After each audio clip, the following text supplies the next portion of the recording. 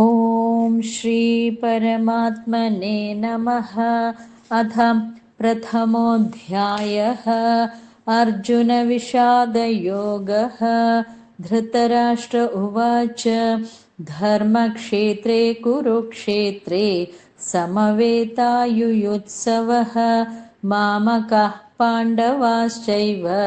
किमकुर्वत सञ्जय। सञ्जय उवाच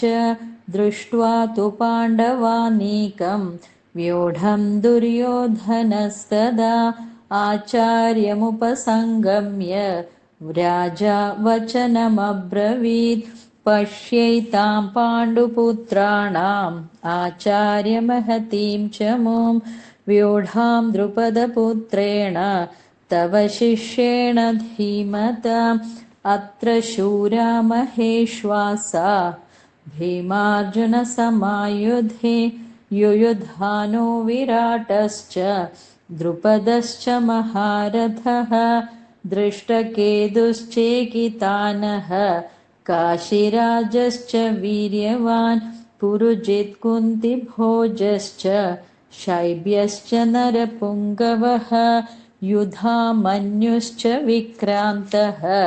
उत्तमौजाश्च वीर्यवान् सौभद्रो द्रौपदेयाश्च सर्व एव महारथाः अस्माकं तु विशिष्टा ये तान्निबोधद्विजोत्तम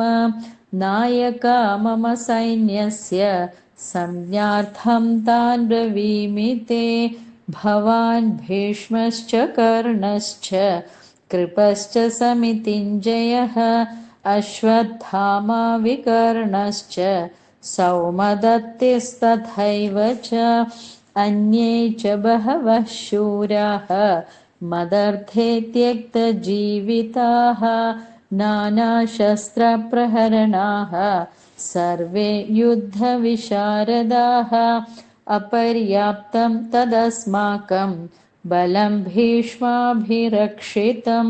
पर्याप्तं त्विदमेतेषां बलं भीमाभिरक्षितम् अयनेषु च सर्वेषु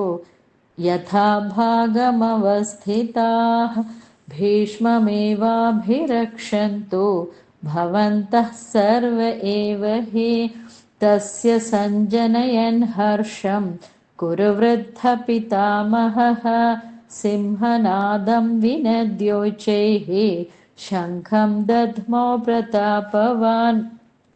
ततः शङ्खाश्च भैर्यश्च पणवानकगोमुखाः सहसैवाभ्यहन्यन्त सशब्दस्तु मुलोऽभवत् ततः श्वेतैर्हयैर्युक्ते महति स्यन्दने स्थितौ माधवः पाण्डवश्चैव दिव्यौ शङ्खौ प्रधत्मतुः पाञ्चजन्यं हृषीकेशः देवदत्तं धनञ्जयः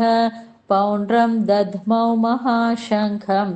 भीमकर्मा वृकोदरः अनन्तविजयं राजा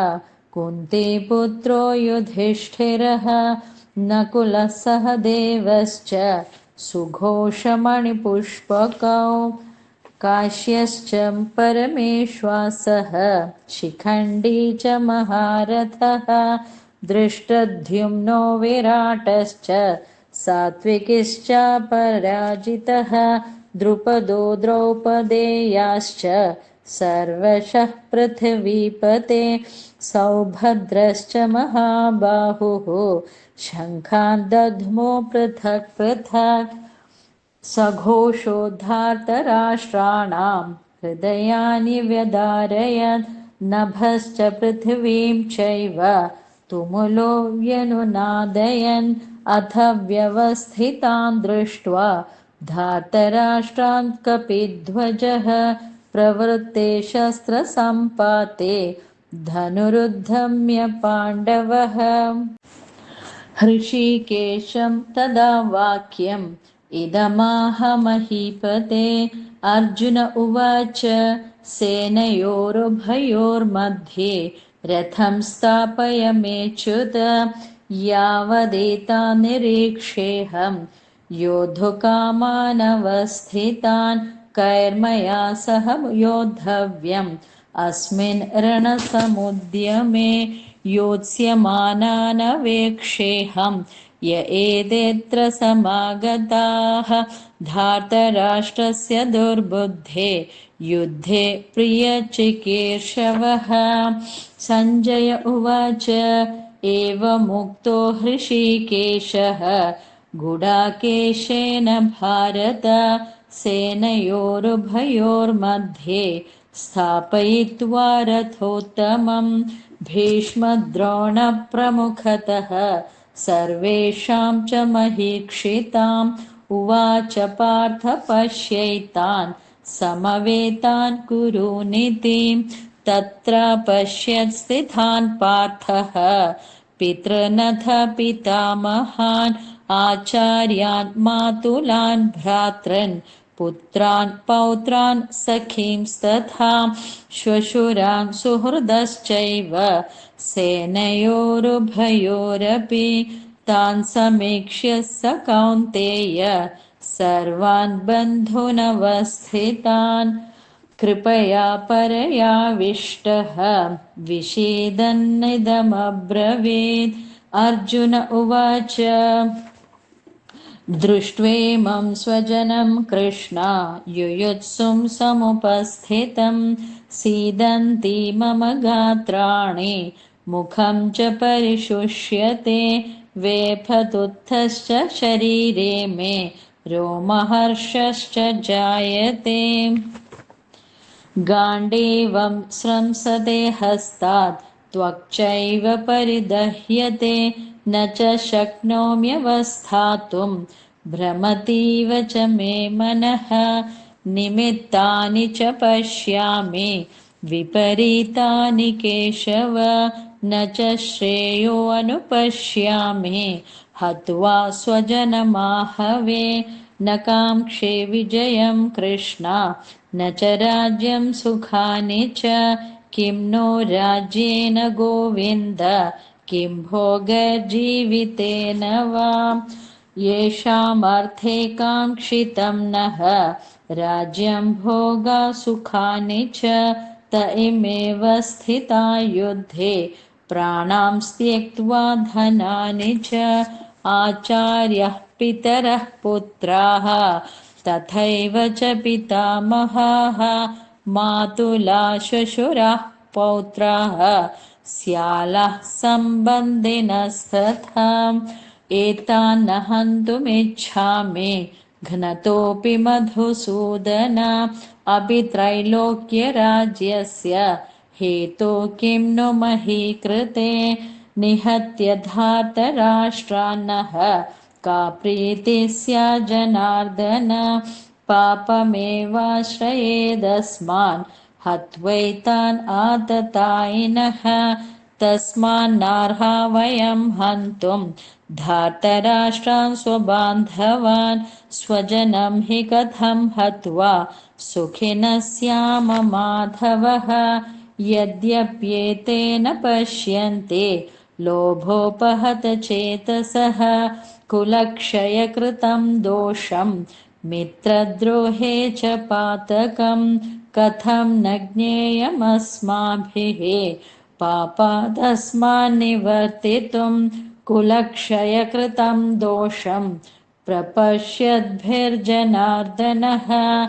कुलक्षये प्रणश्यन्ते कुलधर्मा सनातनाः धर्मे नष्टे कुलं कृत्स्नम् अधर्मोऽभिभवत्युत